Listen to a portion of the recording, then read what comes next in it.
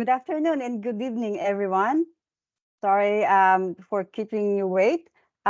Just waiting for some more people.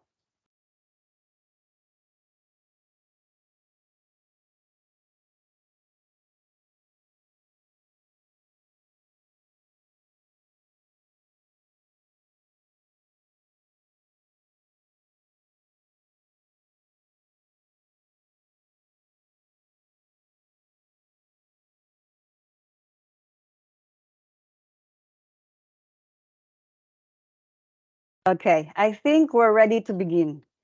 Good afternoon and good evening, everyone again. So my name is Fancy Wright.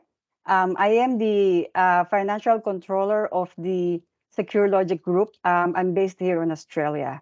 I want to welcome you all again to this workshop about the PCI DSS standard version 4.0. Okay, so before we get started, I would like to go over a few housekeeping items, which is the protocol to be followed during the session. First, please make sure that you have your audio and video turned on so that we can all interact. Second, please refrain from using the chat feature during the presentation unless you have a question. And finally, please mute your microphone unless you have a question to ask to avoid any unnecessary noise during the session. Speaker would pause and ask the audience at times to raise any questions that they would have. And this session is spanned across 2 days for a duration of 2 hours on each of the day. Please stay patient and attentive. Hope you all will enjoy and benefit out of this session. Thank you all, and the session is about to begin shortly after the speaker's introduction by one of my colleagues. Have a good day again, and thank you.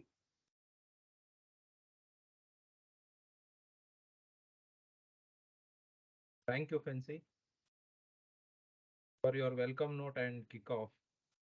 Thank you all. Welcome you all for today's PCI DSS workshop. Today, it's my pleasure to introduce you all to our speaker, Mr. Manju Deraj. He strongly believes that our excellence should be embedded in our daily practice. He is very passionate about technology and science, which drive him to continuous his research and study, enabling him to add lots of certificate in his portfolio.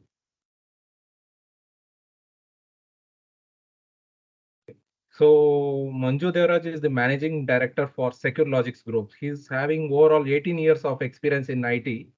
So 7 years of experience in payment industries. So he has worked in most of the several major MNC entities like Wipro, Siemens, IBM, Yahoo, ANZ, and many more.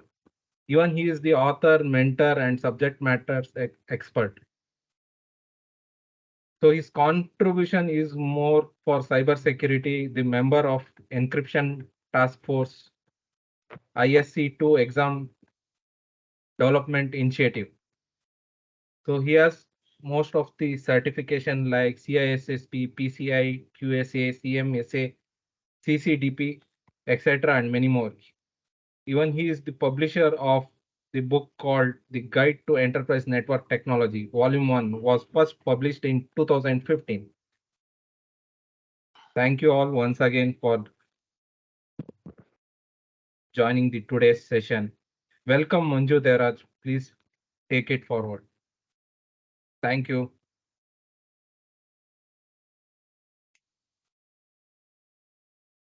All right. Thank you. Thank you. Thank you, Suman. Thanks, Fancy, for the quick welcome note and introduction to the speaker, who's myself for this session. I do have a problem with my I don't know. The Teams is saying your camera is not available actually. So. Just if you all can bear me for 2 minutes, I'm just gonna try restart. If it doesn't work, we'll start the session straight away without further waiting, because we have lost few minutes time already. So thanks everyone. Just stay tuned. We'll start the session soon. Thank you.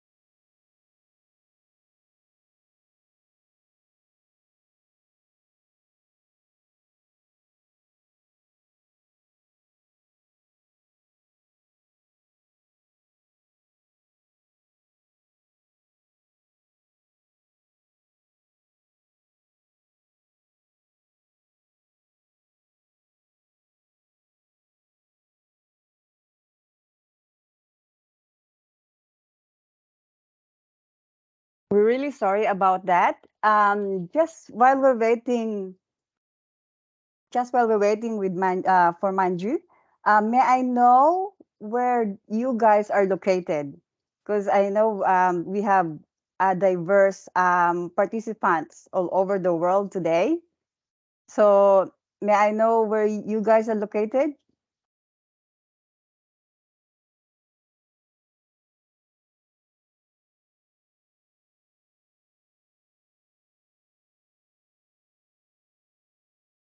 Okay, so it's quiet. Okay. Unoffensive. Uh, Most of them, what we have invited, are most of them from Singapore, Pan-India. okay. Yeah, that's Yeah. good. So people Yeah. are responding. So some are in Singapore, some are in Chennai, India. What's the other one? This one is high in India. Yep. So it's it's the session for today. I think it's some 1 hour, 2 hour session today, and then tomorrow there's another one. So not the whole 2 days. Otherwise, we're not gonna sleep. Okay, I think Manju is back. All right. Thanks for waiting. I still have a issue with the camera, my camera, but we're gonna start the session. That's fine. I'll sort it out later for the tomorrow session. So my sincere apologies for the wait, but yeah, we are starting now the presentation. So as already I think briefed, this session is gonna be this session workshop 4.0 transition workshop is gonna be split for 2 days because of the time zones we are covering and the constraints we had to accommodate, and the longer session people had issues to attend, like a half a day session. So I'm gonna put this into a full screen mode, the slide mode. So the session is this session has got something extra as an add-on, which is because I thought it's, even though most of the people who are attending this session are maybe 50 to 60% are already aware of the PCI DSS standard, but I thought maybe it's gonna be it's gonna be very good opportunity for me to very quickly refresh, on the PCI DSS control. But definitely we're not gonna be going very detailed on any of the controls here, because this session is not a actually PCI DSS overview session. It's just an overview session, but not a detailed session on running through each of the controls. But at least for those people who are newbies or those people who are aware of PCI DSS but they need a refresher, this session is going to definitely help, initial session especially. Sorry for that. I think the speaker introduction was already done by Mr. Suman.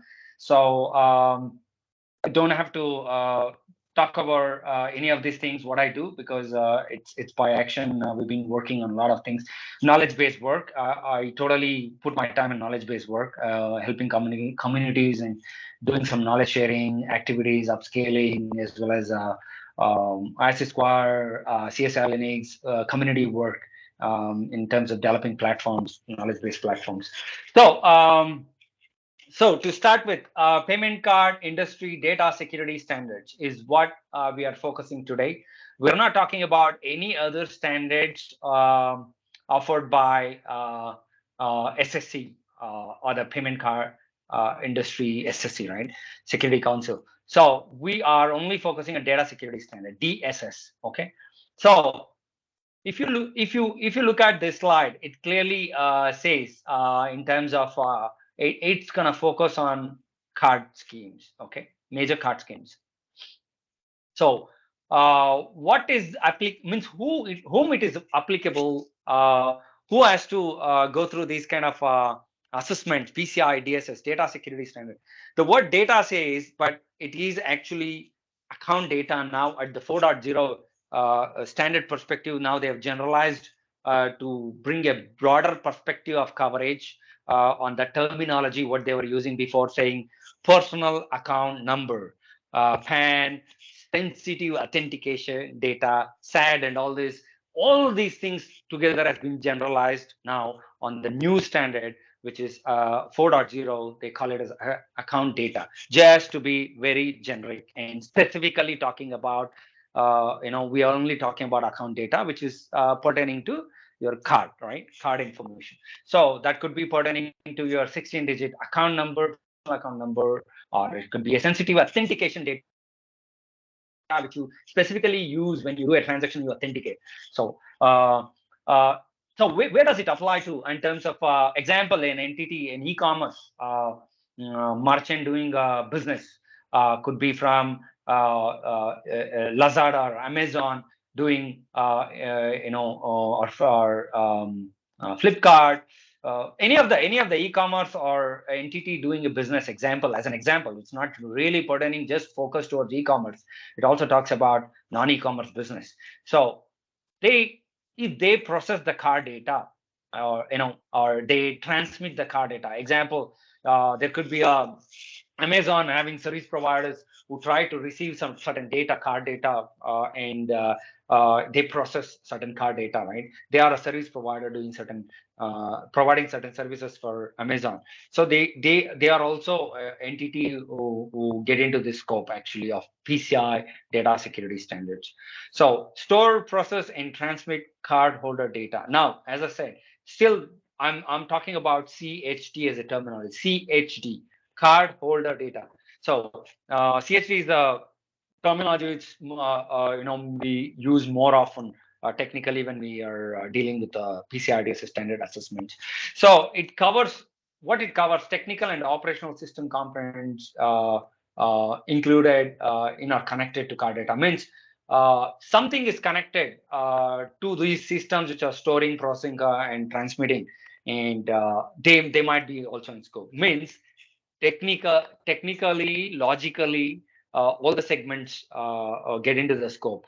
Now, what about those people who are also part of this technology elements? They deal with technology components. They are also in scope. Yes, obviously they are part of the process, and the processes which are dealing with are written specifically, right? So at the end of the day, people, process, and technology. I always tell any business which has people, process, and technology in synchronization, in absolute synchronization, and they are trinities of business, and those such business prosper and they function well because these three components have to be in sync. Okay.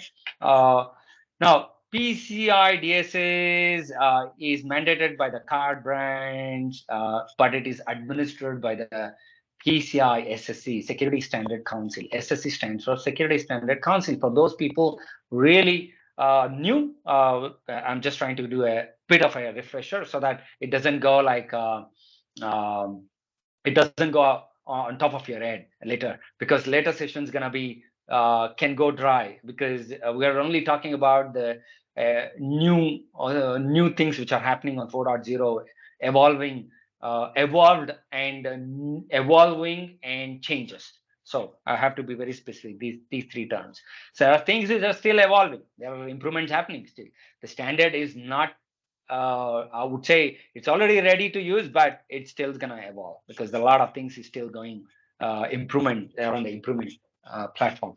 So now, what was the standard? What was the focus or the objective of this standard? To protect account data, card holder data. So to reduce the fraud, to give more assurance, to bring in assurance.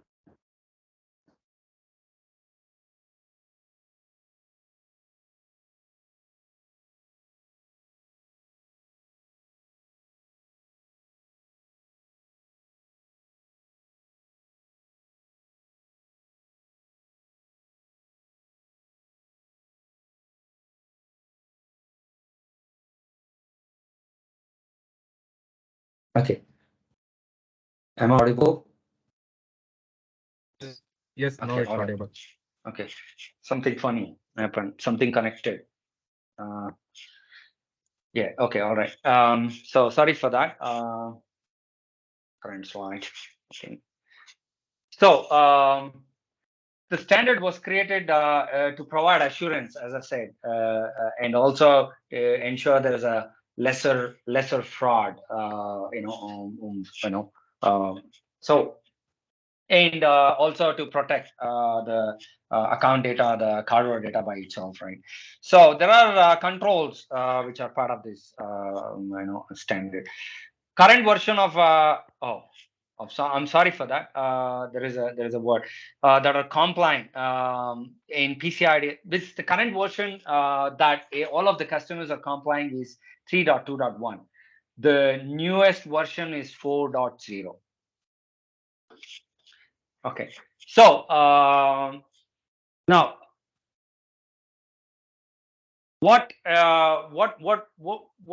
is it all about, and how does it work? Whom does it apply? What components are in scope? I've already discussed in the last slide that it applies for all the organizations dealing with card holder data. So they do store, process, or transmit in simple. So there are a range of controls relating to, there are requirements which are to be satisfied, and each of the requirements are mapped mapped to the goals. There are 6 goals to be achieved and 12 requirements, and focus towards creating value proportion for business dealing with cards.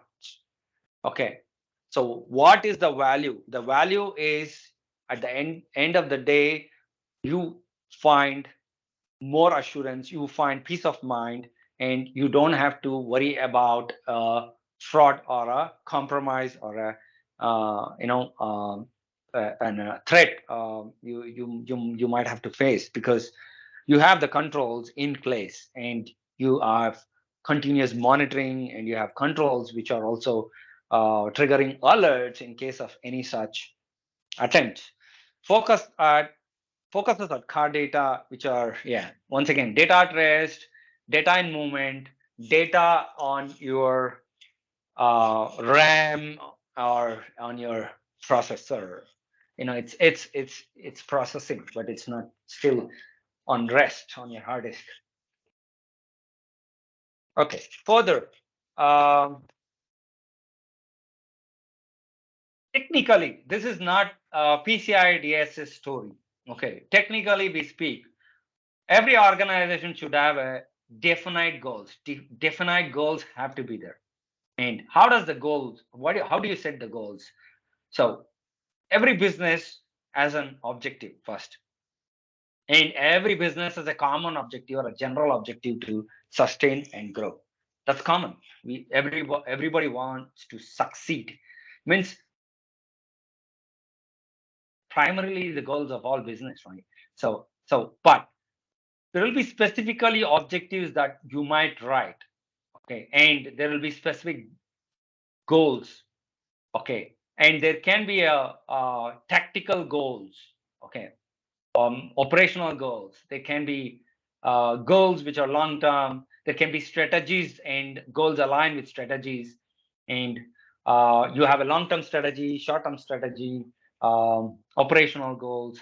So you have to make sure you as an organization have a vision, you have a mission to drive the vision, and you have an objective, very clear objective. You have value proportions written, you have goals drawn, you have strategies written, goals drawn, and then you're working towards meeting those, right? So now, to be clear, so now the biggest threat for any business, it's not PCI DSS, it's not a business which is doing healthcare business under HIPAA compliance.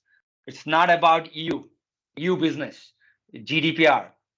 Any business for that matter has to worry about data loss and theft, because the current scenario of the world is there is so much of problem.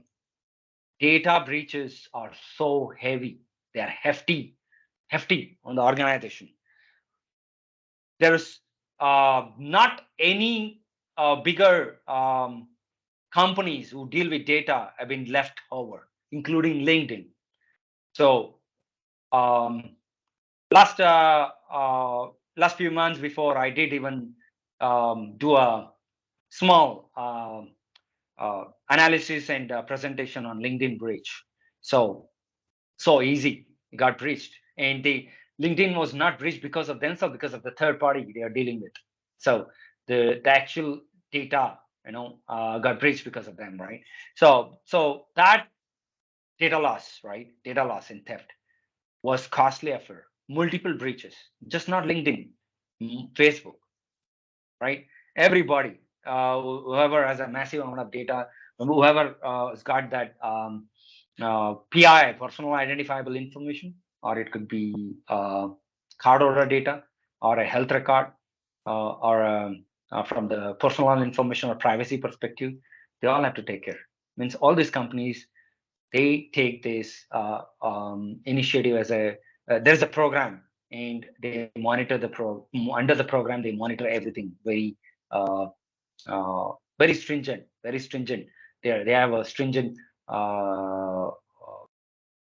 rules written, or stringent it's a periodic evaluation or assessments done, and the results are documented, reviewed, and passed. Those are passed up to the senior management for the sake of governance, right? So now back to, because I'm losing time, let me just remind, I think we got 2 minutes per slide. Okay, let me remind myself, there's 2 minutes per slide, but I'm going slow in the initial part of the presentation because it's very important for us to understand some of the basics before we jump into actual PCI world, right? PCI story. Confidentiality, integrity, and availability are the triples, or so they are the security triples, security principles. Tried. Okay. So we know one lead to other, means data theft, okay, can lead to confidentiality loss, and modification can lead to integrity issue, and the data being deleted or gone lead to availability issues. Okay, in simple words, I want to put it in simple words, because maybe there's a lot of books pages written, but I think it's very simple. So now what you have to do is I think security 360, what I would say, you got to use multiple things. Defense in depth has to be used, and 360 security. What is defense, full defense, or defense in depth is you got full defense, and also security 360 is security all across, means at all layers you have security embedded, and there are defensive, there are preventive, there are monitoring, alert, or alert providing, means they alert, they are like they can also be classified under one of the technical controls, right? There are different technical controls we talk. So there are multiple administrative controls, technical controls, physical controls, environmental controls. When we talk about information security, we talk about all this, right? So there are deterrent controls. That means yeah, you want to just deter employees, saying, yeah, violation of the policy will lead to, recently I read a note by one of the major firms, one of the biggest firms, multinational companies, saying that work from home is no more no more available for employees who have to come back to work, and if they don't, there will be disciplinary action. Means it's a deterrent control. They are saying that you cannot say I will not. Okay, that's deterrent. Or avoiding people to do means making sure people don't do wrongs. That's also deterrent control. Putting a policy across saying that strictly, not allowed. So personal authorized personnel are only allowed into the environment. That's like deterring other people not to enter the premises, because maybe information security, information processing unit where there's a lot of reports and all this getting printed, and not anybody can get in there. Yeah. So, and also certain secure facilities like data centers and stuff. Yeah. Now back to PCI compliance. As all other compliance, there's nothing special. It also goes through a continuous process. Assess and then report the results of the assessment, and then actually it's I'm telling the other way, right? But it's shown, the arrows are showing the other way. Actually it starts with an initial assessment, and then there'll be gaps. And sometimes customer buy time to remediate, and then once again it is reassessed and then report. That's a actual cycle. The reason why I was telling is, assess is in an organization, there's already a flow wherein you're gonna assess and anyway you have to report. Means, but report is more formal context thrown here. Means report is a final report here they're talking. That's why the arrows are circling around there like that. So when you assess, you have to report, and then based on the report, then gaps have to be remediated, and then once again reassess, actually remediate, mitigate, fix, reassess, report, reassess, and then report, final report. Yeah, that's how it is. Okay, all right. Prevention is better than cure. Okay, what will be in scope? Card holder data, CHD, now got additional word added as environment. So, which is CDE now. CHD became CDE. Means the card data was residing or moving in the environment, wherever it's taking, whichever path it was walking, whichever path which was taking, all those paths and the systems which were dealing with it now got into scope. That became the CDE.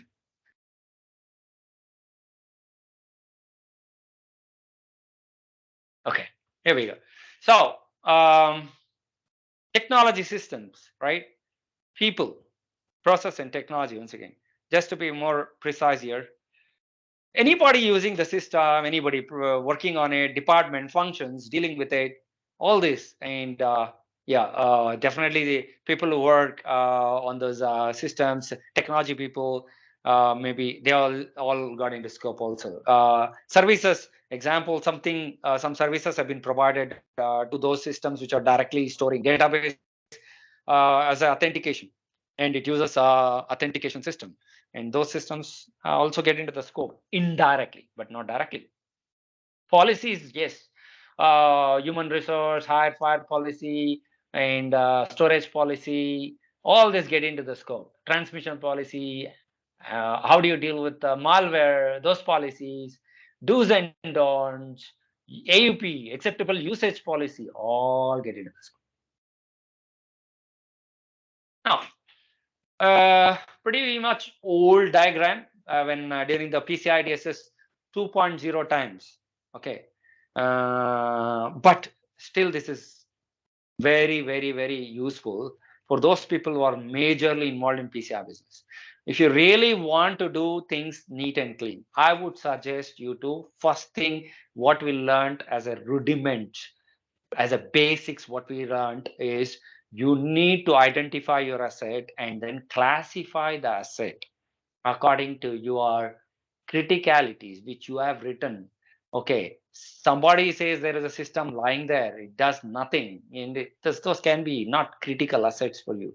Now classification is most important. That's what I wanted to say. PCI DSS scoping activity can become much easier when there is already a prior classification done. Many a times it is very overwhelming Very, very much overwhelming for me to go and tell a customer who's just got 100 compliance running, a bank running maybe 10 compliance. 100 is really big. Let me be realistic, right? 10 compliance running, and just tell that just focus on PCI DSS and give me this. It becomes very overwhelming or tough. But for the entity it becomes very tough. But for a company which is really e-commerce company who's solely dealing with e-commerce business like Amazon, uh, or any Lazada or any of those Flipkarts and so, they, eBay, they can really do this job. Why? Because for them it is a really value creation, value proportion what they create for the organization. What they can do is, because they might come across still other compliance requirement, but at least the primary business is still on this. On protecting the card data, because your customer, you have to be loyal to your customer. Customer loyalty is very, very important, which many service providers don't really value, right? So how do you do that? Means simple way. I don't want to create. I don't want to say it's a rocket science. There is no nuclear science. I would see all these tough science are simple. If somebody can break those real tough models into simple ones and eliminate all the complications in those formulas. That's what I always try to do. So for me, it is like this. Just create categories. You want to complicate, you can always complicate. If you are really have that patience and you really want to go deep dive. Once again, defense in depth. Once again, defense in depth. How much deep you want to go? Okay, that is your call. Your call. You as an entity have to take a call. What level of appetite I want to build. Let me use the right word, right? Security appetite. What should be my security appetite? I want to have a very good, clean security appetite with zero or literally no loopholes in the system. There is no way, and I want to be real time with even very attentive on zero-day attack kind of scenarios. I want to have the best of the technology there, whatever it is, extended, uh, detection and response or whatever, right? Endpoint detection, whatever. So this is up to the company, right? But yes, to write their own rules. But I would say just put it as a 3 categories. First is the one who is directly dealing, and means I take the card order data, means I'm holding the credit card in my hand. Okay, and I'm trying to do a transaction. It is my responsibility. I don't throw the card here and there on anybody's desk or my desk, and I just go flattery. I go talk to somebody, just like an not responsible citizen or not responsible personal, and then somebody looks over the credit card, and that could be a risk, right? Now there's a direct impact. Means have a credit card holding, means it's direct, means category 1, means people would now systems. Let's talk systems first, because classification we are talking here systems or directly holding the card data or directly processing, means they are taking those card information, your 16-digit account number or any of the other sensitive authentication related data which is used to authenticate. So they are taking those data, means they are directly taking those data into their into the network card and into their RAM, and whether it goes into the storage system, their ID drives or the SSD drives, it is irrelevant. But these systems become primarily a category 1 system because they are directly taking data in. Now, category 2 systems, these are the type of systems which they provide services to this system, like authentication, LDAP services, single sign-on. They provide services, right? Active Directory system, multi-factor authentication, or any of the other system, any other services they are providing, like VPN access. All these get into the category 2. Now, when we go little technical, because I understand that there might be people here in the business front, or there might be people from sales, so multiple background. That's why I'm trying to go a little, break this puzzle down into simple words. We need to understand the communication is always two-way. Okay, it's duplex. When it's a duplex, two-way communication is the effective. The communication is two-way means there is one way going out and another way coming in. Okay, another way is coming in. Now, whether the authentication systems are making a connection to these primary systems, or primary system is initiating a connection, based on that you can have separate categories. I'm talking now your deep dive approach. You create more categories. There can be so much sophistication, complications added, but with unique complications, you need sophistication. How much level of complication is acceptable? Once again, it's up to the organization. Once again. So now those are category 2 systems. Category 3 are these systems, they do not store, process, or anything. Even the category 2 did not directly store, process, right? They can be isolated. Means they don't have a connection to these systems at all. They can be really put as isolated. But there can be one special category of system which most of the healthcare, all the sectors of business, they use is multiple terminologies have been used around that. Jump host, landing zone, or I don't know, different names. Okay, they call by jump hosts, landing zones, and all this, right? Those systems are more like RDP servers or a VNC systems, or a typical your own unique technology systems, but they really don't do anything apart from you go there and you land there, and from there you try to connect to the other systems, and what happens is literally you're doing another session there, but you don't do anything else. Means these systems can be still category 2 at a different level,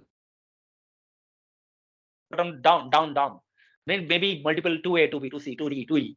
So like this. Okay, classification is very important. It is not just for PC assets, it's for also organization to understand what are those critical assets which has to be protected, is only understood by you classifying. Now, I've already maybe helped you all to understand. Very critical part of it was how it helps, classification helps scoping, right? Yeah, that's very important. Now, scoping and segmentation. Now, what segmentation is? You drawing lines, boundaries, providing isolations, not to bring everything under one flat space. Okay, why? Because gets compromised, it's easy for all other systems to be also affected. Example is ransomware as a super example, or a very good example to take it. One system, now all of the other systems are also locked. When you have a segmentation approach, you try to segment, there is a possibility that only that segment gets affected. So that's why segmentation, and the main reason of PCI asking segmentation is so that you reduce the scope, the workload is reduced for the entity as well as the assessing company or the assessor, right? So that's why segmentation is important. Okay. Now there are contents here you can read through, please. I would not read. I would not love to read the slides because that's not my part of the job. Now, as I already said, you try to isolate. Means it is very difficult sometimes for an organization who is grown up and added payment card business at the later stage, because they might be doing a lot of other things. And if you ask them segregate, then there's a lot of work, okay? Because it's already built. It's like planned cities and unplanned cities. I would say, planned cities and unplanned cities is a very good example. Unplanned cities always in a mess. You need to always have cops to kind of clear the traffic, accidents. You need to have it's a lot of problems actually. Unplanned cities have a lot more problem than just the traffic problem. It's got all the other problems. When there's rain, there's a problem. When there is flood, there's a problem. There's a lot problem, right? That's how it is. That's why it's very important to have a proper classification, segmentation, and all this done at the initial stage. Adequate network segmentation is very important to reduce the scope of the PCI DSS assessment. So that's going to cost the entity less, and less from the monetary perspective as well as from the time perspective. It's gonna make it easier for them as well as the assessor. Isolate PCI and non-PCI controlled access. Yes, as I already spoke.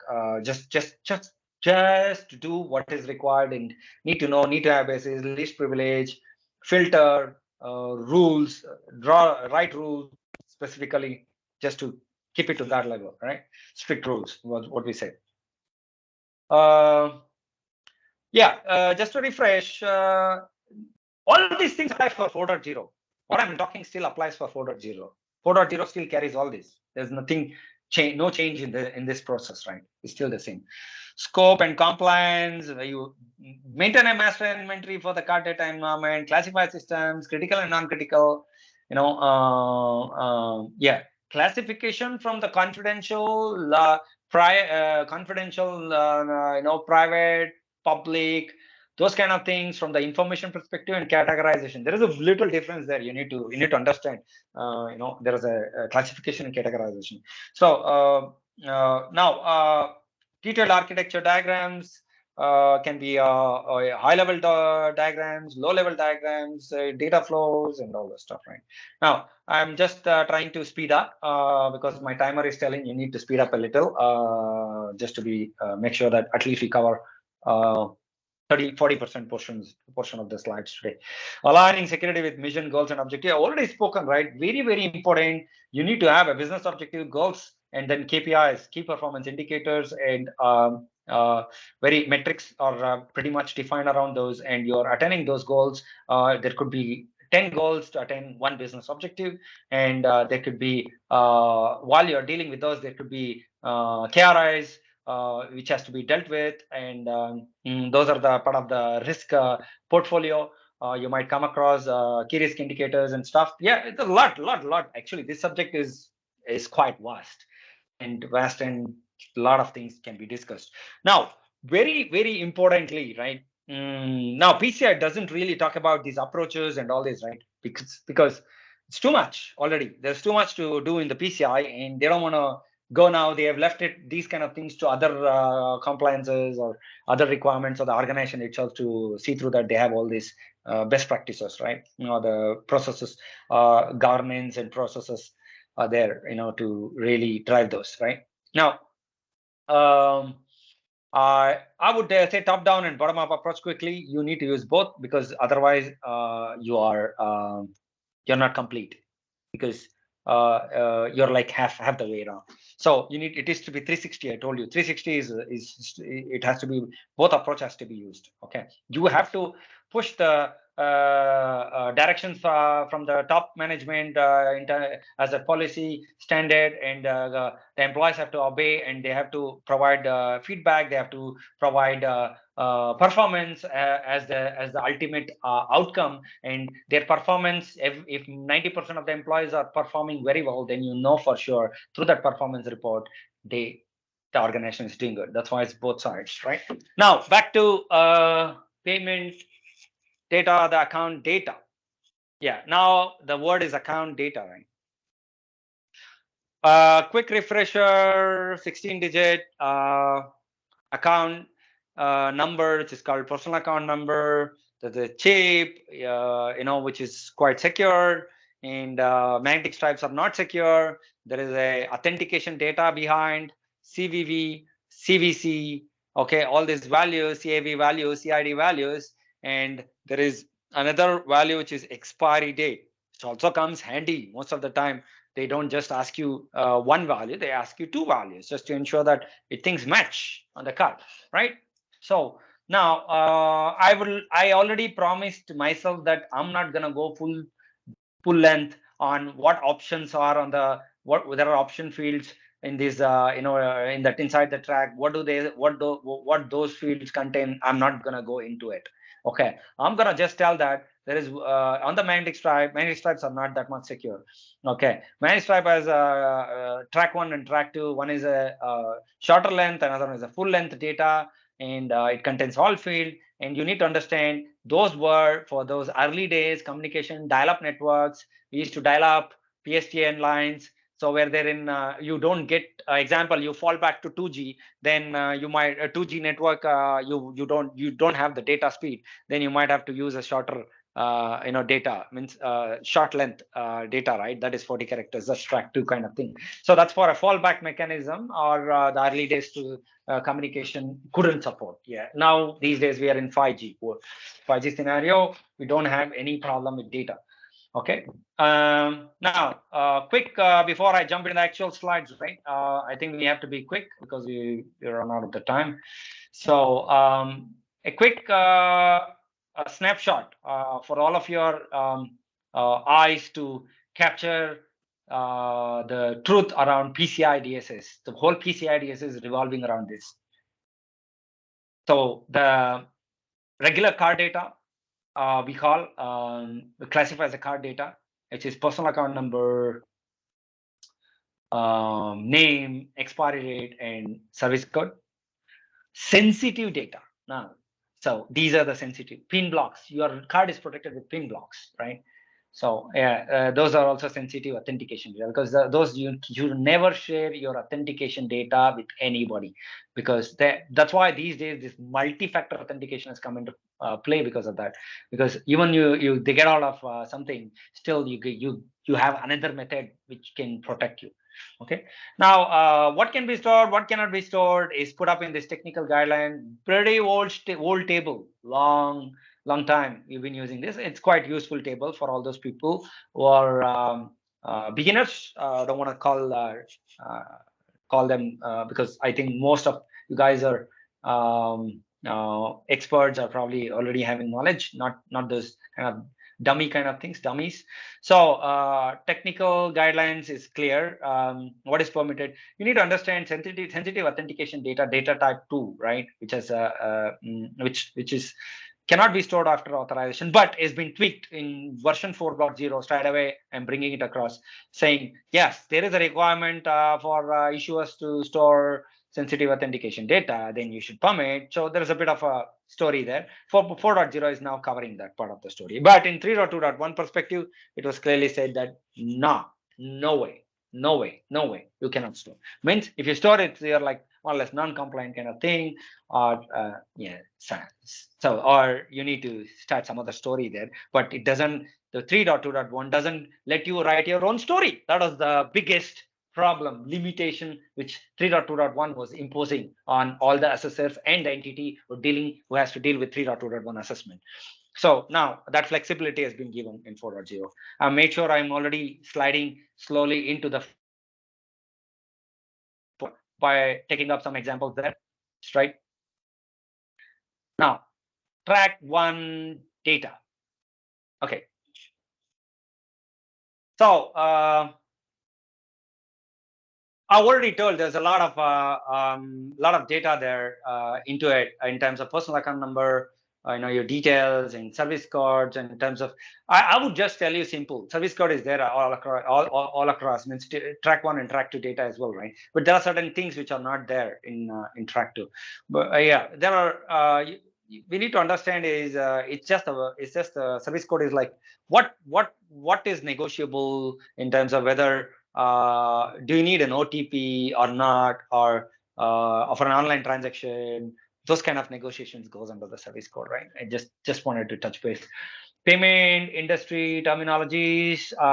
We all know issuer is the issuer of the card, and there is a card who gets card is issued, and there's a card holder who holds the card, and then he's going to do the transaction, go to a merchant who could be who could be a retail merchant. You go to a shop and you want to buy something, and 7-Eleven kind of story, and then or you do an online e-commerce transaction, and then those merchant the retail shops, they might be using particular bank point of sales equipment, and now they push this transaction to their acquirer because they acquire this transaction. And what they do is they further push this transaction through the payment brand network to the issuer, because the acquirer bank, if they are not the issuer, then they have to definitely push. Then the issuer bank has to validate or to do the process of validating this card in terms of provide authorization code, and then go through the further process of settlement, clearing, and all the stuff. I put it in very simple words just to move forward. Now, our we are not gonna go any of this because I'm not doing any marketing on PCI DSS standards. My focus is just to educate people and share some of the knowledge which is important for us to understand. And I'm telling you, there's a lot of chaos that we might be going through. I'm openly putting it across because still there's a lot of things evolving, and yeah, it's gonna be tough. There's a lot of work coming in on 4.0. It's not easy to because there's a lot of work, knowledge-based work or work effort for entity as well as the assessor both. So there's more work for entity on 4.0. So PIDSS for application is deprecated.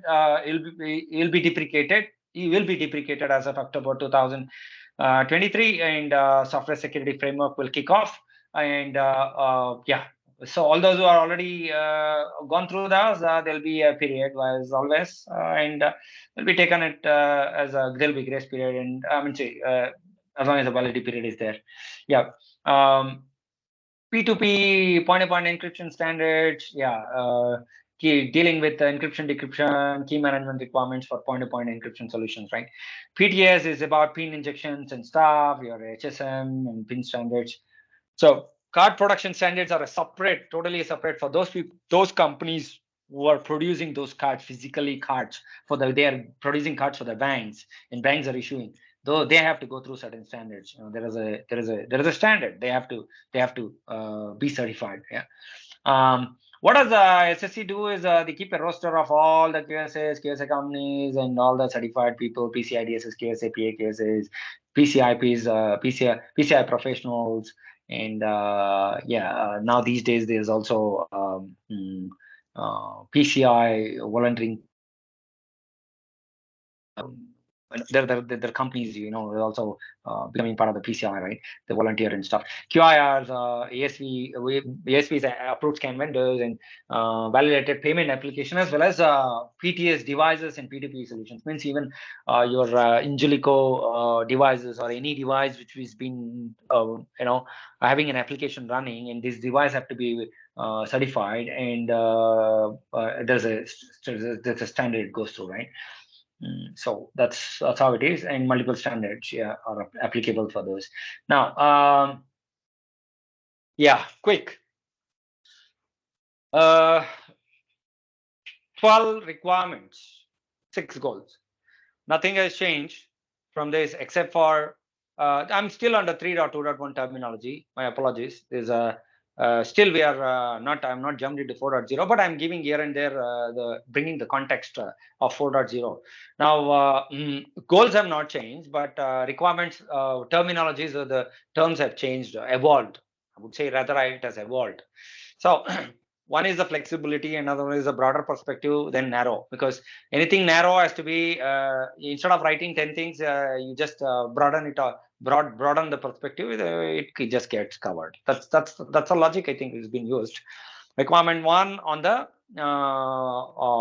network security, you know, instead of firewall, now it talks about context, network security context, right? So that can be anything. It doesn't really talk about firewall, because firewalls got evolved into UTM, unified threat management. They got evolved into multiple names, combined technologies together to do a job. There are a lot of things got evolved over the time, but PCI DSS to evolve, they cannot evolve every 3 months. They cannot release one minor minor update or anything. So anything which is a major like this, requirement number 1 as a heading, they cannot change it. There's a cycle for everything, right? It's a 3-year cycle, and there's a my major release like 3.0 to 3.1 to 3.2, 3.2.1. That's how it went through. I'm just giving an example of how many cycles it went through. So there were changes like that. 4.0 will go through maybe 4. I don't know, right? 4.1, and then yeah, further after that 4.2, 4.2.1. Yeah, it's up to SSC to come up with their versions. I got no problem there. I just follow. So we all follow. Requirement number 1 is more on network security context, and requirement number 2. Yeah. Any questions? If no, please kindly view on be on mute, so it helps other participants. It helps a lot.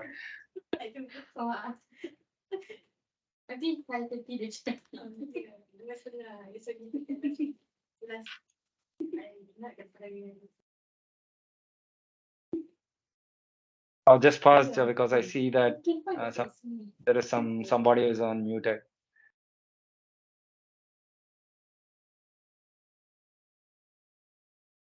Okay, all right, no problem. As long as yeah.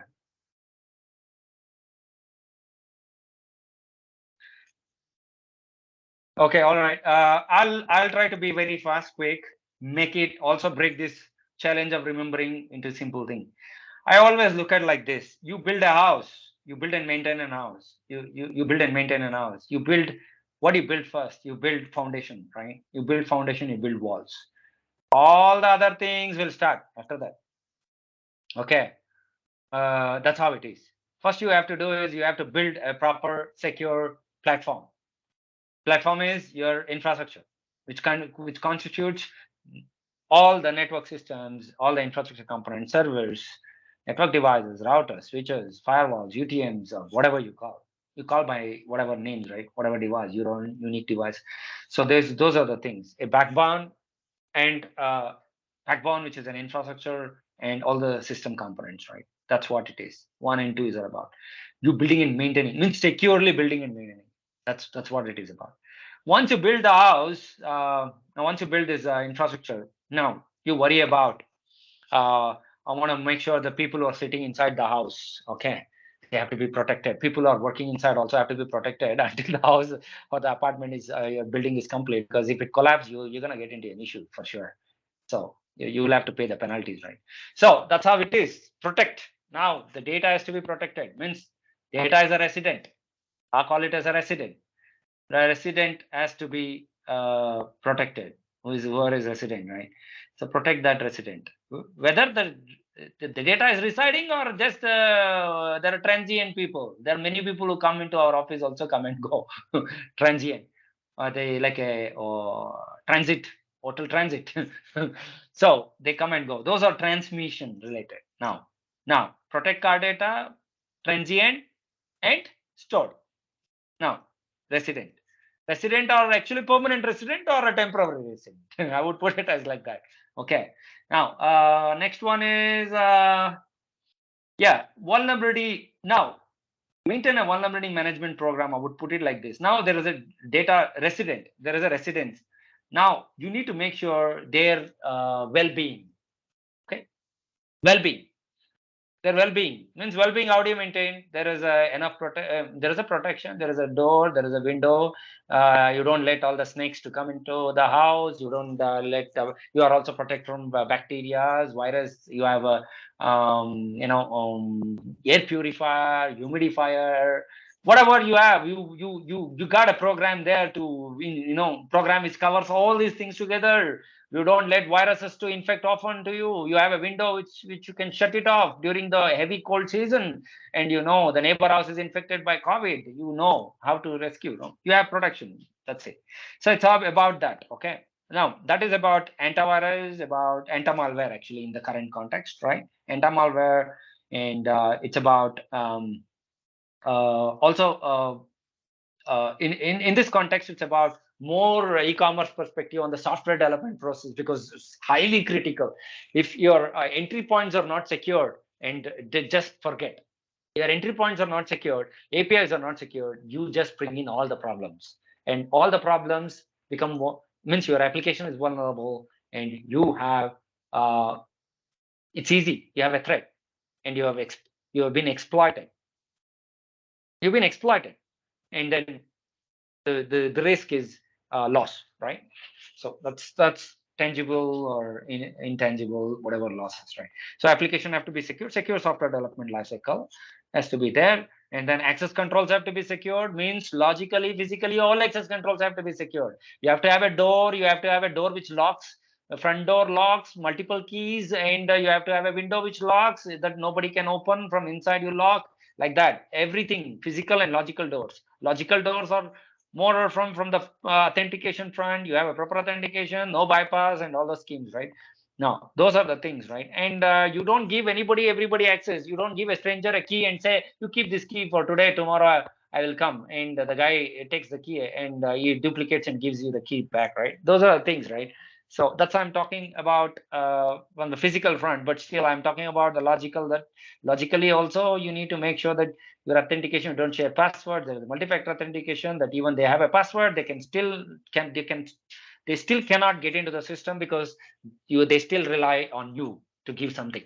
Okay, something you have, something you are, something you have, something you are, and something you are.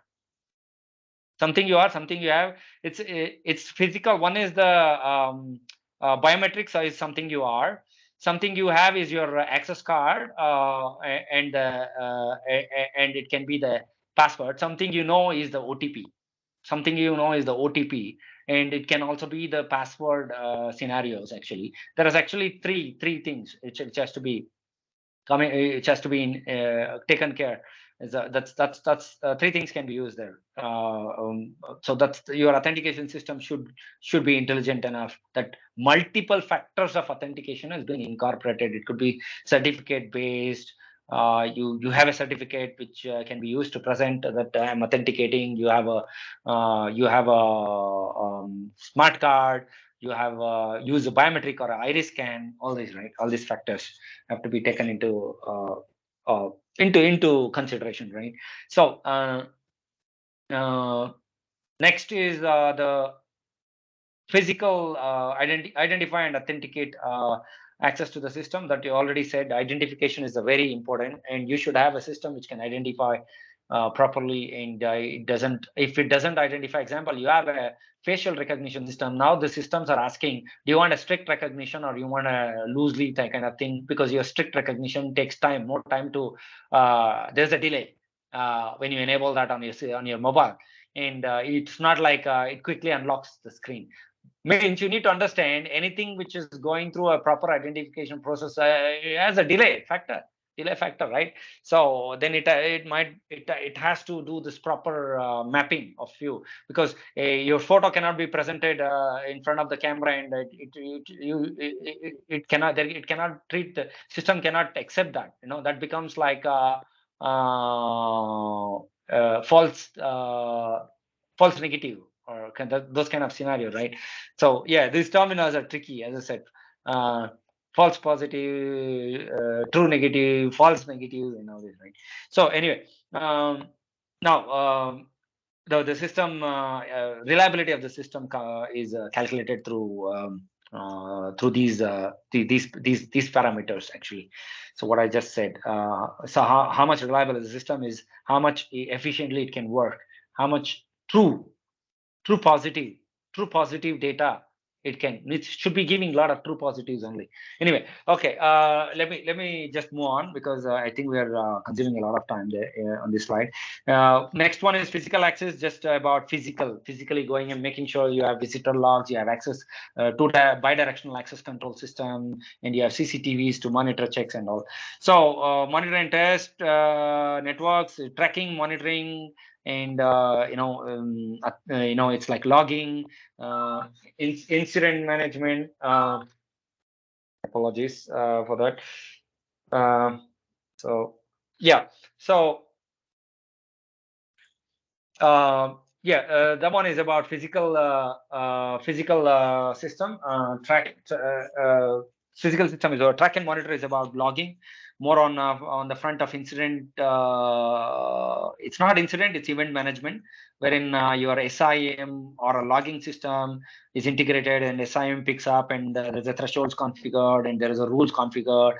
It just, these days it's all security, event, and incident management system, SIM kind of solution. As I said, traditional firewall to UTM kind of thing, from traditional logging system, log analysis to other systems. Everything is evolved, right? Now make sure that you have a program kind of thing to manage vulnerabilities and test the systems on a continuous basis, especially application like half yearly, quarterly, internal scans, internal test, external testifier, external interface, and all this, like all this will come into scope in requirement number 11. Requirement number 12 is an umbrella. Actually, there's a lot of change, segregation that as PCI has done on 4.0 to bring everything under 12. Actually, 12 should be segregated. And there's one big change is inventory has been moved. Inventory requirement has been moved under 12, which is great because that makes sense. Yeah, your risk assessment process always starts when you identify the risk. Means you need to know the critical assets, and that's where the inventory plays the major role. And I'm absolute in agreement and with 4.0 that I always felt that was in a wrong place, and it's been moved already. Okay, into requirement number 12. Information security as an umbrella holds everything. So always it should be an umbrella holding everything. There should be references of all the standards have to be referred under the information security policy, or the procedures references have to be there in information security policy, because umbrella holding and details, for more details you can refer to data center operation procedure as an example, right? All right, so before we start PCI DSS overview early, this is an early session.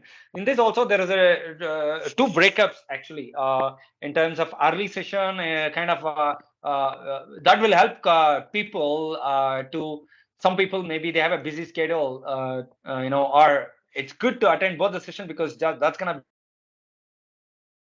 detail, you're gonna really understand what is happening, right? But at least you know, this early session 1 will give you enough information what's happening with 4.0. That's why there is a overview is over. That's on more on 3.2.1, but I've also got you immersed.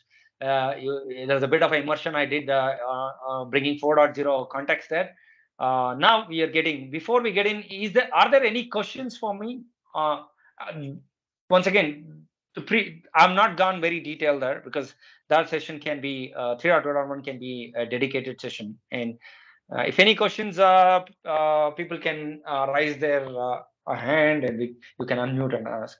You can directly unmute also, no problem.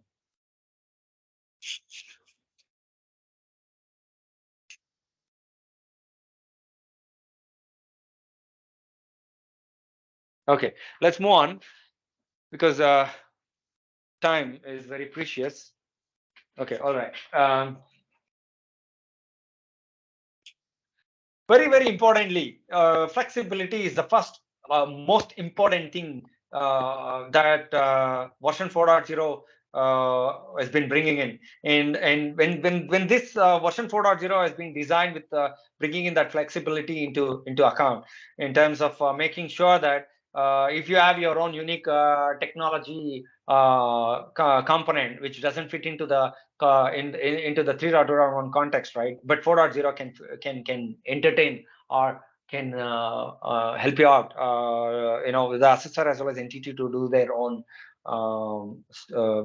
process of, means the entity has to do their first level of targeted risk analysis and control matrix and all these kind of things. Documents have to be developed, and then assessor will come in, and then he will assess, and that's part of the customized approach.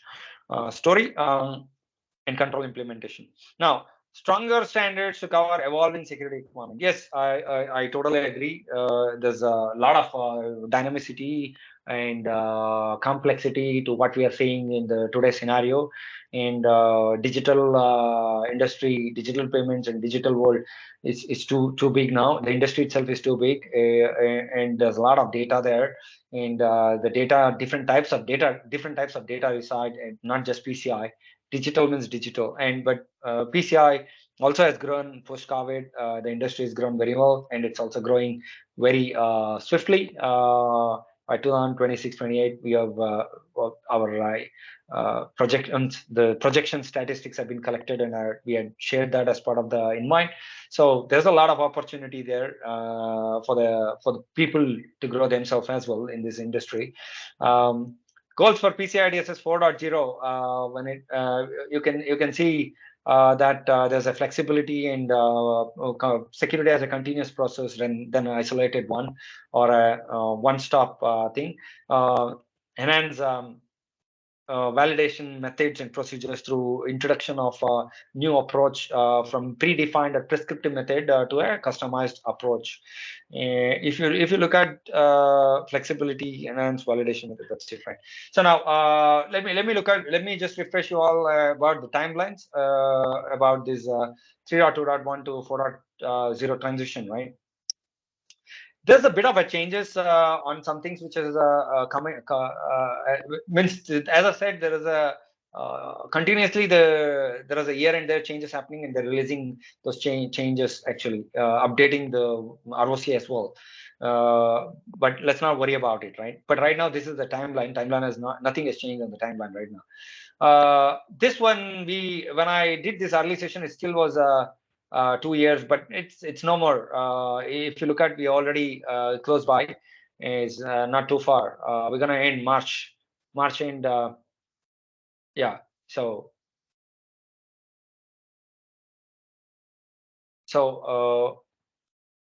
transition period. I think there's something wrong. Yeah, I think there's nothing wrong. Yeah.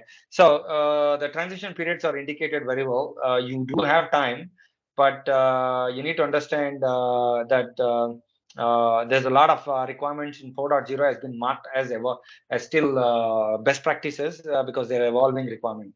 And 2025 best practices are only the entity can comply to it by 2025. They have to comply by mandatory. It becomes mandatory. Now discretionary to mandatory. Yeah. Now I think it's once again they need to discuss with their acquirer banks, or banks have to discuss with the upstream, to see payment branch or the national banks to see whether when they have to comply with 4.0. Right now there is no such mandate which is coming saying you have to comply tomorrow or anything like that. But 4.0 is already available. ROC is available. Documents are available. Yeah, pretty much there. Now, coming back to this password requirement, there is also a bit of a story there. Means technically speaking, right? This password complexity is really complex for the brain. So we are having trouble remembering passwords, honestly. So what they have done is for systems which use multi-factor authentication, they are now saying you don't have to enforce password change which is 90 days. Now it's relaxed. Oh, thank God. At least now you have to remember one password because there is multi-factor authentication. It just not depend on that password. Thank God, there's some relaxation there. So I'm just trying to bring those aspects here. Some of the important ones that which bogs us down. I cannot remember 50 password, and I go try to use some key vault, and key vault get compromised. My passwords are all gone. I paid $150 or $200 per year subscription charge for the key vault, and key vault get compromised. My passwords are all gone. I lost money as well as I lost confidence. And I need to do my job of going and chasing and trying to see that if I'm secure or not, change the passwords or whatever it is, or ask the bank to block the card and issue a new one. Okay, all right. Now, can the current user deliver 4.0? Yeah, he needs to pass the upgrade exam before still the training. Exam is available, and it's available. This is the older slide. And it's yeah, all the assessors have to clear the 4.0 exam, including me, right? I think I'm already a 4.0. I don't think I'm already a 4.0. There's nothing to think there. It's already cleared. And then further newer approach, yes, prescriptive method to customize prescriptive method. Defined approach did not fit to the current scenario. Cloud services, different cloud service providers, different services, micro segmentation, microservices. Wow, so many of the terminologies. I'm telling you, it did not fit into any rigid framework. And the new things they're evolving and obsolete. The old things are getting obsolete. We always thought, SDN is gonna be the future. We always thought something's gonna be the future, but things got totally. I will tell you, things are not the way we thought. right? So a lot of things, right, evolving and changing constantly. That's a major problem. So they have come up with customized approach. Now, what is the approach is about is objective of each PCI DSS requirement is the focus. Whether it is meeting the objective. Once again, same story. Provides a greater level of flexibility to achieve the objective. And no, suitable for entities with robust security processes, actually suitable for entities who are evolving and continuously they are into new technologies and they are innovating. I would put it as this term: innovative companies, innovation as a primary driver. They have to be, now they will fit into the customized approach for time sure for 500%, because they cannot fit into traditional approach. Then the legacy anyway is taken care by the legacy system. Don't get into the customized approach. I'm telling you straight, right? Straightforward answer. Why do you have to use legacy? Legacy is already not meeting the predefined approach. It's a compensating control, right? I mean, the 3.2.1 itself is not being made. So then the primary control is then you need to do compensating control. You need to compensate with something. You just compensate. At least say hello. No, right? That actually compensate. So the stories are too long on PCI. It's very tiresome actually. It's a long document. So it's never ending if you write a lot of stories there. So testing procedures have to be developed by assessor for newer technology. Yeah, of course, testing procedure is now I've given some update here. See, in the previous version of the rock, in place with remediation was there. It's been taken out. It's been taken out straight in the latest version of rock. I put a note there, okay? Because when I'm coming here, I don't want to come stupid. So I made sure that the latest December 2022 update saying removal of in place with remediation as a reporting option. It's no more there. For people who saw or attended this early session presentation, or you saw this somewhere in the early version of the document, please go through the latest version. It's no more there. So there is no more in place with remediation reporting. But I think it was a great option. If you ask me personally, it's good to, but it's extra work. You have to go everywhere saying in place with remediation in place. So for the first time assessor, company entity which is getting assessed first time, they would go through most of the 60%. If they go through all the items, all the controls getting fixed, and they went through the remediation, then there will be 60% of the items will be marked as in place with remediation, just to avoid this kind of this chaos, just to avoid this complexity, make it more simple. I think generalize. I think they've got it. I really don't know the real motive, but definitely this should be the motive, because sometimes it becomes too much. For the first time entity is always there in the remediation. So yeah. So what new and exciting flexibility through means different methodologies. Example, one of the customer might say, I have a very unique device which does something like not router. It is not even a firewall. It is not even aggregator. It has a thin layer firewall. It has a routing capability. It has an aggregator capability. It takes the transaction. It is the transaction aggregator, router, and firewall. Wow, where do we fit in? Where do we fit this kind of innovative devices? Customized approach. Now, all the innovation should fit in there and cause more damage to the brain because you got to do a lot of work. But yeah, it's good problem. Okay, it's a good problem. I'm just making a joke. I'm being humorous. So it's a good problem to solve because having innovation is not a bad problem, as long as you're innovating. Your innovation is to solve a problem, and you're solving a problem without inducing a new problem. You don't induce one new problem, solve one problem and induce new problem. Many people are like that.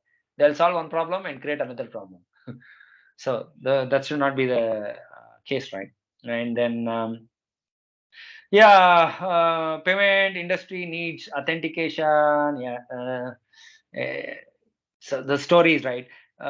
meet authentication, because multi-factor authentication story and more sophisticated authentication story and all these enforcements are more now on the standard. And there is specifically controls or sub requirements added to cover that requirement.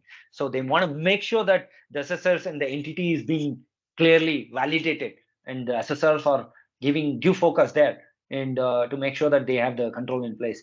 And there are a lot of phishing stories, and the major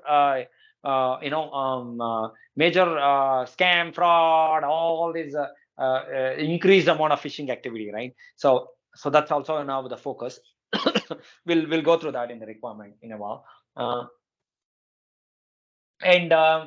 Yeah, e-commerce skimming is another. Payment pages now these days, attackers or the hackers, they are more sophisticated. They try to make sure that these payment pages were receiving transaction, they can tamper those pages now, or they can do some changes on the scripts. Now these days, it's no codes are visible on the page. More or less, it's all it's like a, you have a script, and the script executes things, and you just call the script across. So now the tampering of the scripts and e-commerce skimming effect, and more focus on point of sales equipment in terms of how well you maintain those equipments, whether you do inspections, you have inventory. All these are the new things, which is more focused onto the on those requirements have been provided. New requirements have come out, as I said, some new encryption requirements and all the stuff, right? Key requirements. Security as a continuous process, in terms of roles and responsibilities, have been fully, there is a full emphasis or the focus. Make sure SSA is made sure in the standard there is a SSR has to ensure that roles and responsibilities for each of those requirements are pretty much covered, and it's been there is an interview, and very importantly, evidences also has been very clear. There was no clarity before in 3.2.1 on different types of evidences which are required. Now anybody SSR can write their own rules, and somebody just picks up something and does something, and some write some story. That's what I saw on the rocks. But now it's been made very clear. Different types of evidence which has to be gathered has been made clear. Okay. Yeah, compensating control. Just to watch out the time. Yeah, wow, pretty much running quick. Yeah, compensating control. We know it's for legacy. Okay. Wherever your primary controls are, primary control requirements are not being met for some reason, business constraint, there is no rule saying, nobody says kill yourself for the sake of doing something. That's the logic there in the compensating control. Means if there is a business constraint, if business has to die, there can be something which can be done, which can still meet the rigor of the primary control, and that is compensating control, right? At the end of the day, you're providing the same level of security controls, safeguard, which is required, right?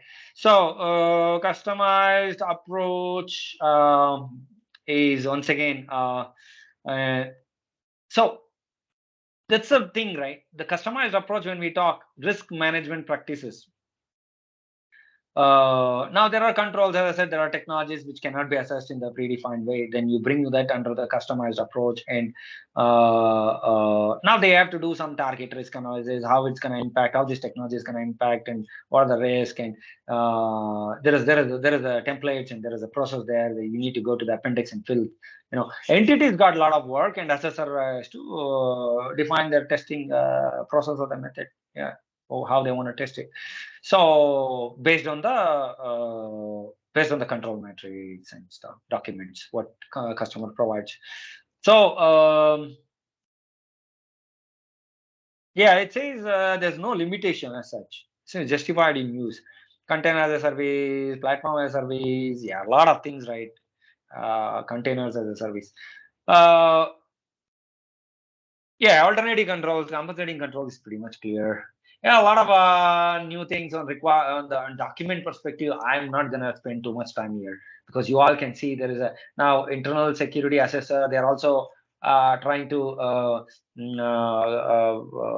if I use the word market, it would not be wrong. They're also SSC is trying to say that if internal assessors are involved, yeah, it's good. You mentioned that in the report, so that they are knowledgeable people. They can act as actually Spock for the project. They can do a great job. They can reduce. They can have a smooth flow. Yeah, agree with it. Agree with it. I don't deny the fact, but yes, many times there are costly proportions for organizations. Many organizations don't have budget. That's one problem. But I would say still, yeah, knowledgeable people makes difference. Always, knowledge makes the big difference in life.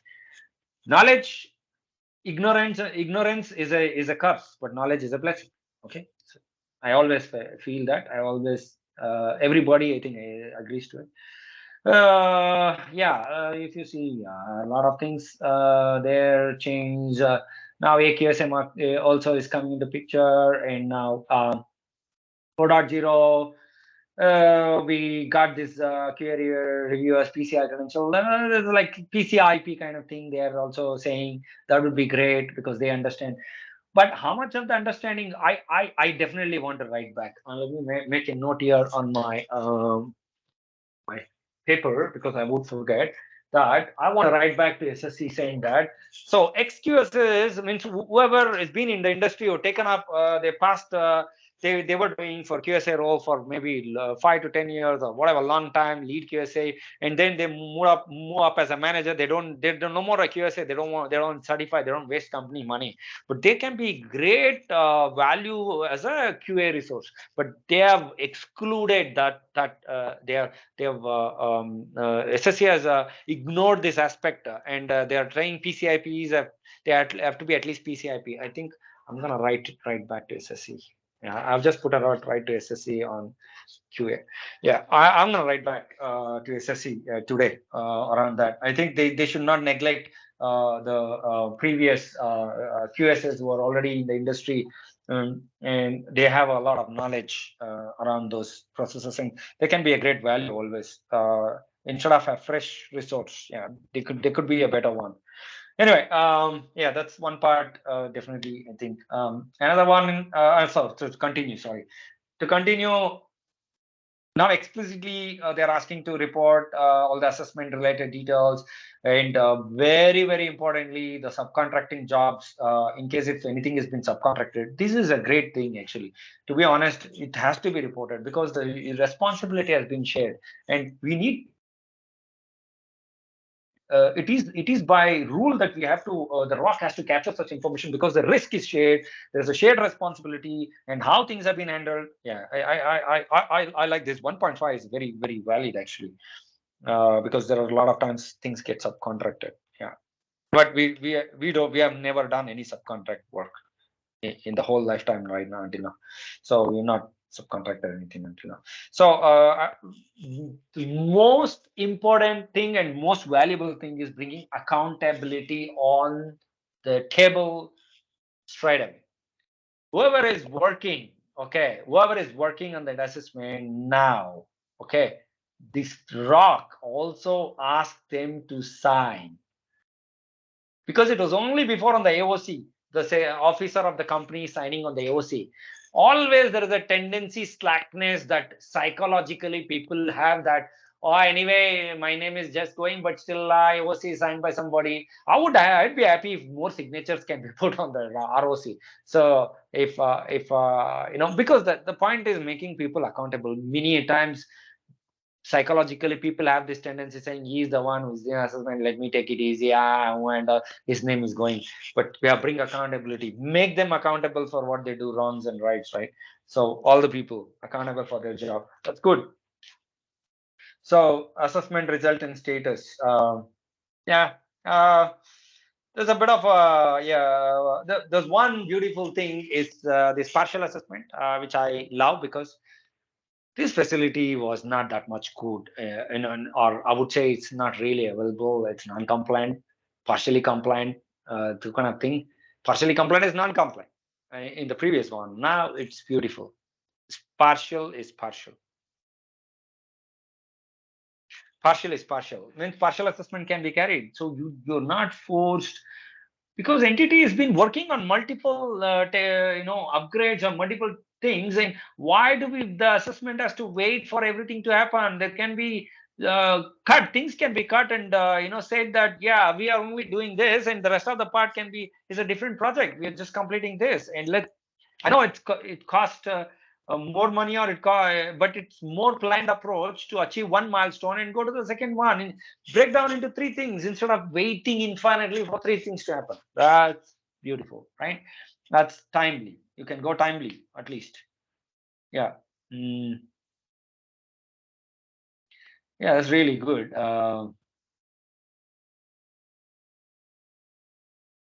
Now, yeah, work paper retention story is there. It's just there. They're bringing things on the report itself now, saying, hey, you gotta make sure you agree to it. Yeah, that's fine. Types of evidence. Yeah. So back to the types of evidence.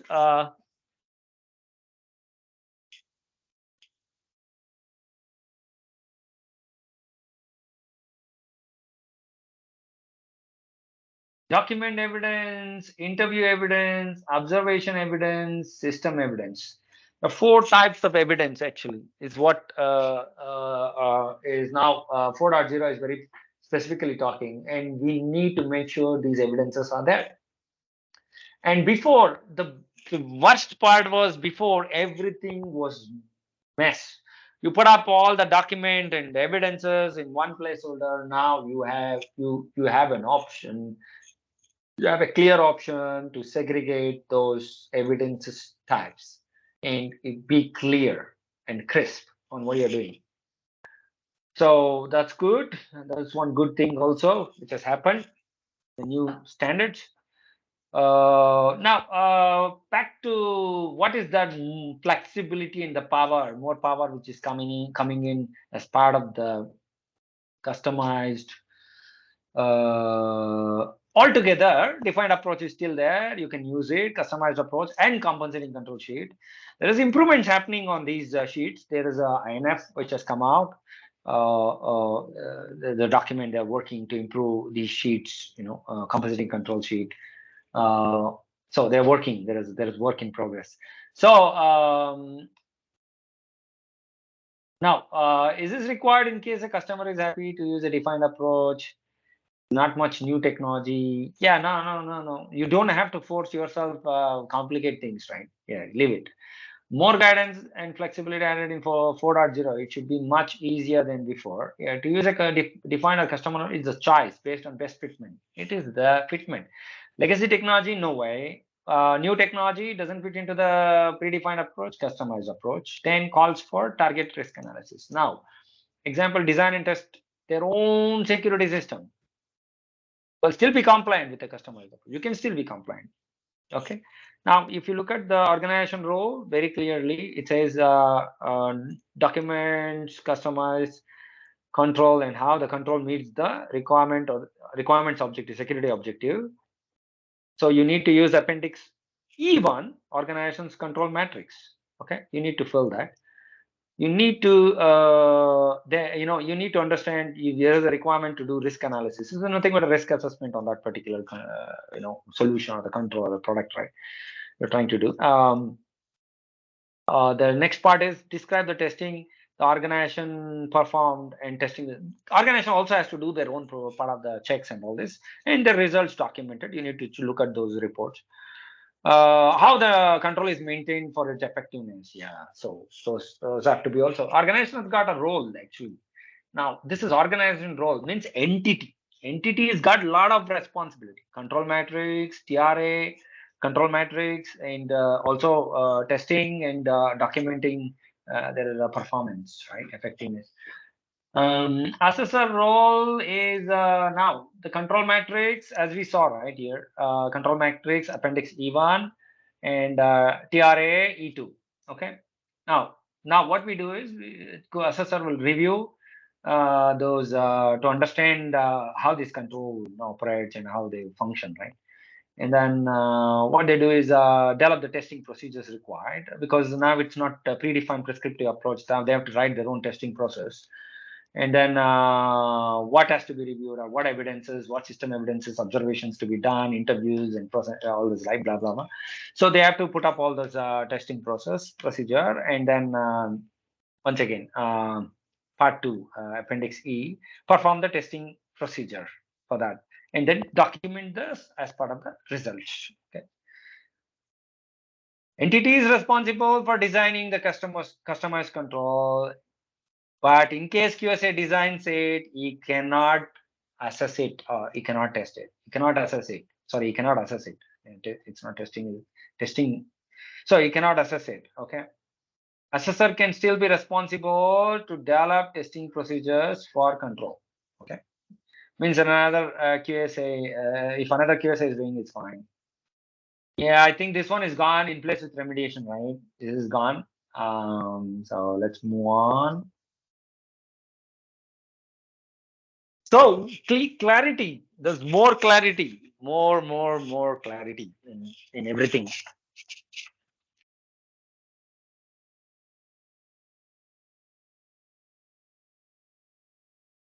More clarity. So what is that? Not applicable differences between documents testing performed to conform means anything which is not applicable, still you need to confirm what you need to do. The appropriate testing procedures have to be applied to confirm that this is the reason it was not applicable. You did interview, you did check, and we found that there was no wireless WAPs access points actively running inside the CD, and yeah, to confirm that along with the interview procedure what was carried, that there was no wireless in scope. That's what it means. Now, not tested is totally, the assessor did not do anything around it. Okay. And he doesn't know whether it's in place or not, right?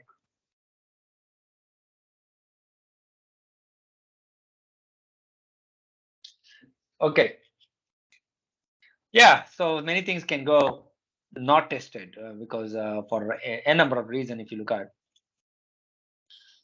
See, it says describe why this requirement was required reporting in the not tested. It says describe why this requirement was excluded from the assessment. You can say that you know a bank is still building their acquiring system, and so it's not was in scope or something like that. I just gave. Yeah, well, one more important thing. Yeah, another thing. Not tested in 3.2.1 was reported as non-compliant. Beautiful. Right now, it is not. Customer always, assessor, entity and assessor are always in a debate or in a harsh conversation or in a heavy heart. They have a heavy heart to each other when things have been marked as not tested. And I personally I did that, not tested, to one of the banks, and they were really not happy when I marked not tested, because there are a lot of changes happening, and I in a system which is almost marked to be decommissioned, and another new system was already work was in progress, and in 1 month time it was getting, and by the time I issued the certificate it was already decommissioned. Why do I do an assessment?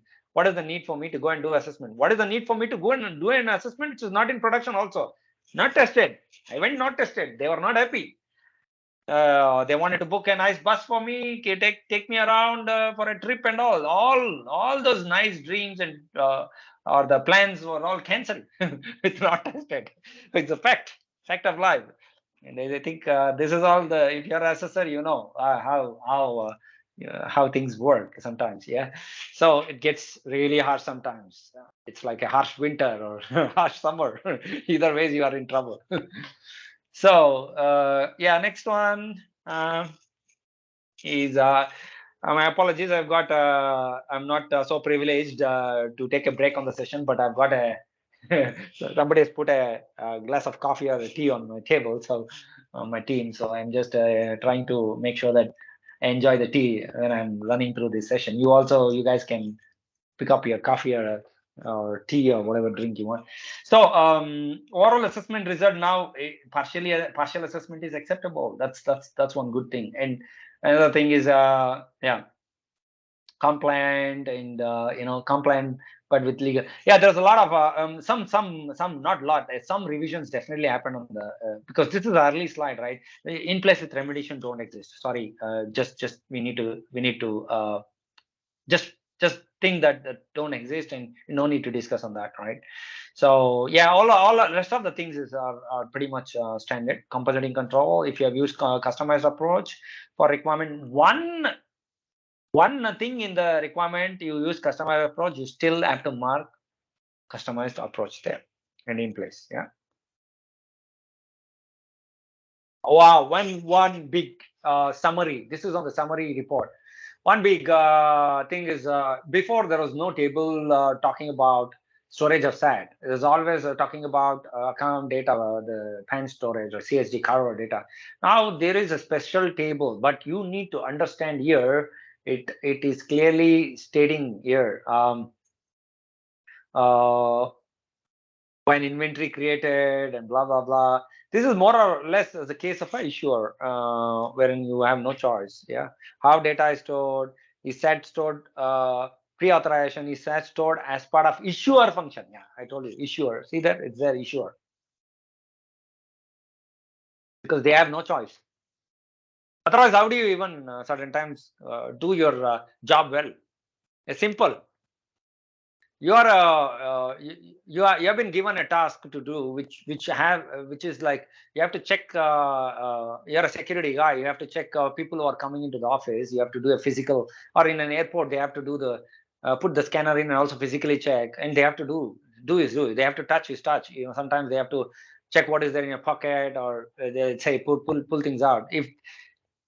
If something is not letting them do, then they're not going to do the job. It's like that. So issuer majorly many times they need, that's why that has been included, which is good. SAQ perspective, a lot of changes and all new templates have come in SAQ, right? Now I think we need to also take a look that in place with remediation I think has been removed. See, the usage of customized approach on SAQ is not permitted for a reason that it's gonna be tough because that's a limited assessment, and this customized approach needs a lot of documentation and gets really tedious there.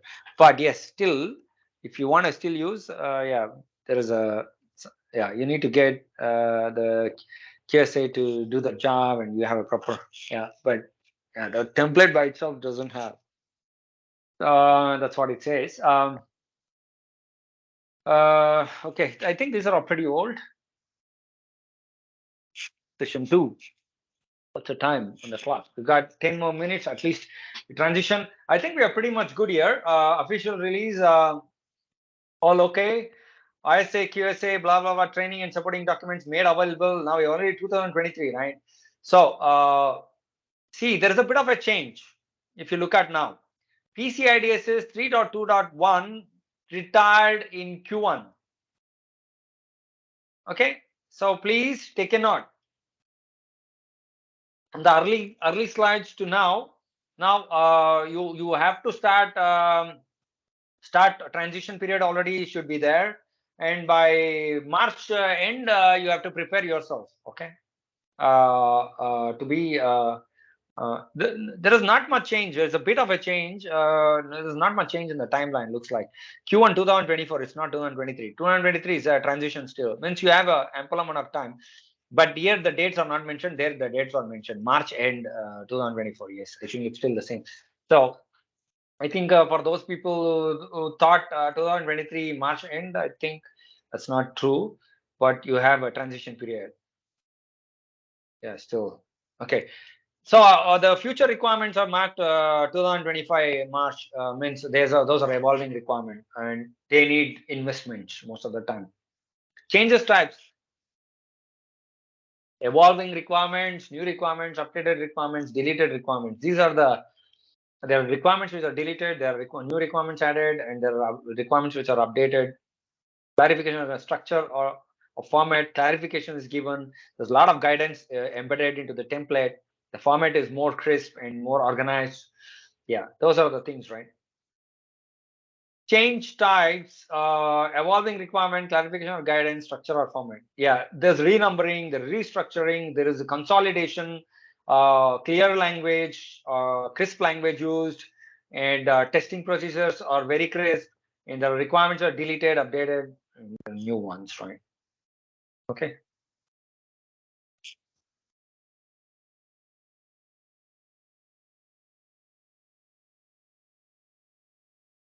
Okay, steps for using the customized approach. Steps for using the customized approach. Entity has got major responsibility of documenting and maintaining evidence about each customized control that they put up. Means they have a control, they have a solution, and they know that they don't print that they have to document, maintain evidence about each customized control. They have to perform targeted risk analysis. How well think this will go? I also don't know, because until now entity did not do anything apart from just their own documentations, and they share with the assessor. But there's a bit of a twist to the story here, and I'm also waiting to see how things gonna go. Test and monitor the control. Entity have to test and monitor the control, and assessor will review entity evidence, derive testing procedure, test the control. Means there's a lot of work that entity has to do first, and then assessor comes into play. There should be independence, because yes, that is very much the basic criteria that every assessor or the auditor have to show independence. They can maker and checker principle. Yeah.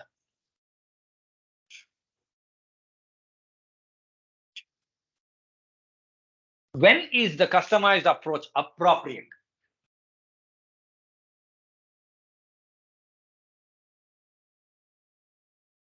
Customized approach is not, it says, a workaround, because that should not be a workaround.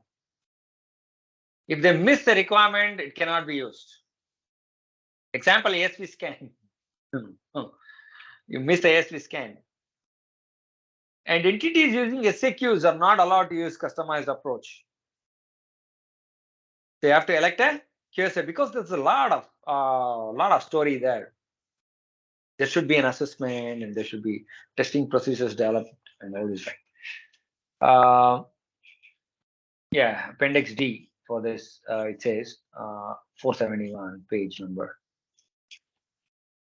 Now, just once again, the same story is like repeating. The content is from the training content. So it's got this. Actually, it's like a drag and drop. If you, it will be jumbled, or it will be you need to organize this into this particular table of entity responsibility and assessor responsibility.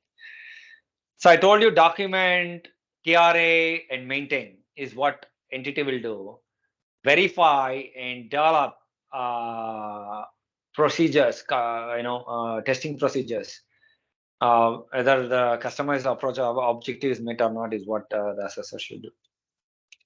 Now, compositing control and customized approach continued.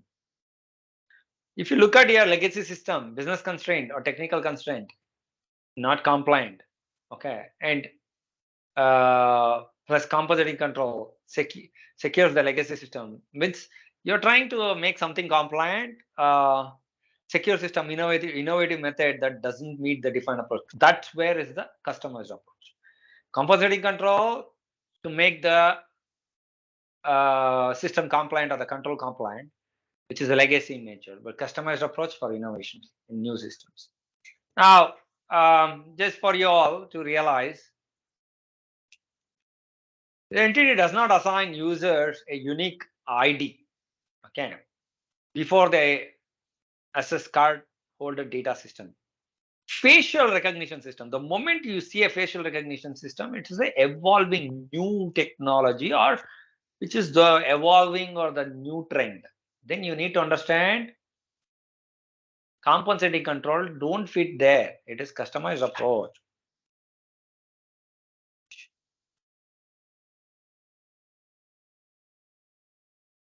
But it says compensating control? No.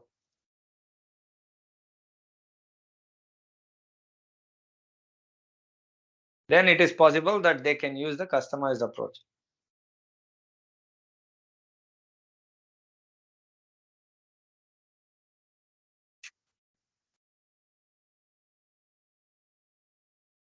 What is this? Unique password on first use for accounts in a legacy system. Legacy system, compensating control. Simple.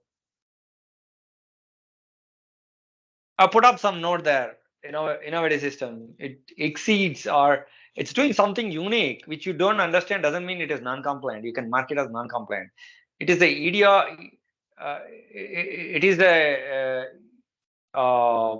idiotic philosophy or as an approach that you don't understand something. It doesn't mean that it is non-compliant. It is your limited perspective or the knowledge. So then you need to develop a perspective to understand. Means that's where I said procedures have to be developed.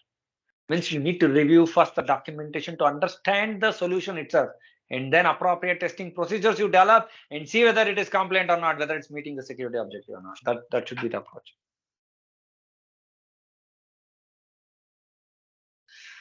Yeah. See the word heuristic threat analysis system blocks. Simple. It's already talking about block certain patches for it's advanced for longer than 30 days in order to run security and functionality testing on the patches.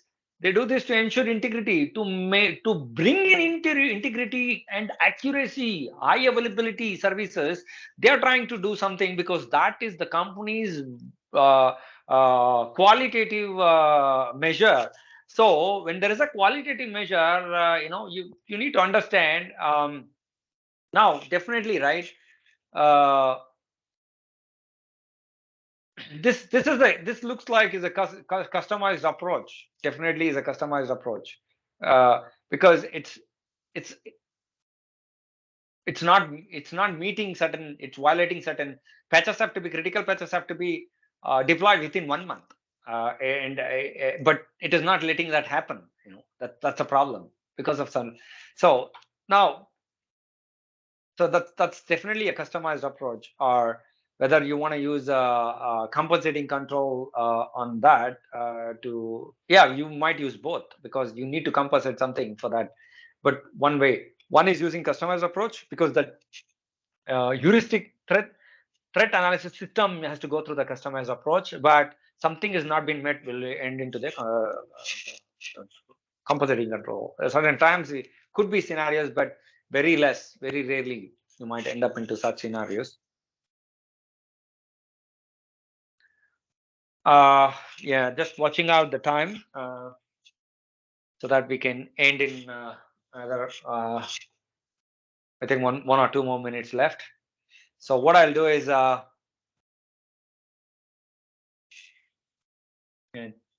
just try to see. Yeah, that's not a bad number though. So we should be able to cover the rest of the slide. Since we have run through all this, it should be quicker. Rest of the slide is still a lot of slide, at least 70. Yeah, any questions? Happy to answer. Yeah, please don't bring any of your scenarios because we got a mixed crowd here, and we don't want to disclose any specific issues of pertaining to your organization or your context. There, security context should not be revealed here. There are a lot of it's a mixed crowd.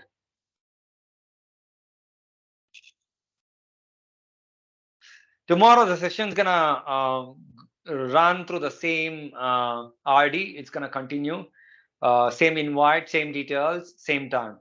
So we should be able to cover easily 70 slides tomorrow because most of the brush ups are done. Those are the ones that take a lot of time.